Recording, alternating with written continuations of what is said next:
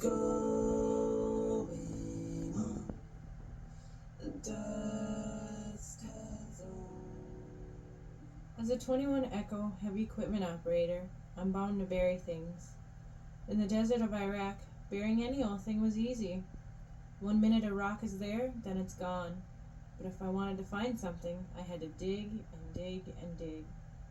Operating in the desert, I had complete control over how I wanted to move the blade to shape dirt and gravel.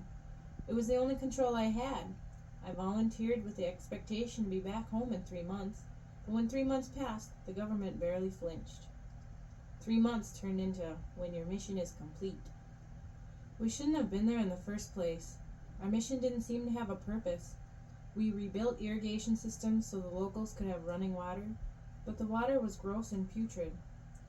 Meanwhile, we had our water shipped in. I became one of the guys. I drove on haul missions, operated heavy equipment, patrolled as security. I pointed my loaded rifle out into the void. After months of just working, the only thing I felt was emptiness. I cried late at night at the thought of never being able to go home. The sandbox was my only playground. Whenever I got a connection in our military phones, my mother would say, "Gigawob, I'm in. I'll see you later."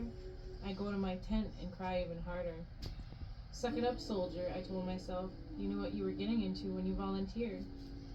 The truth is, I didn't know what to expect from the Army. The only thing definite was a uniform and a decent meal. So I moved sand and whatever came with it.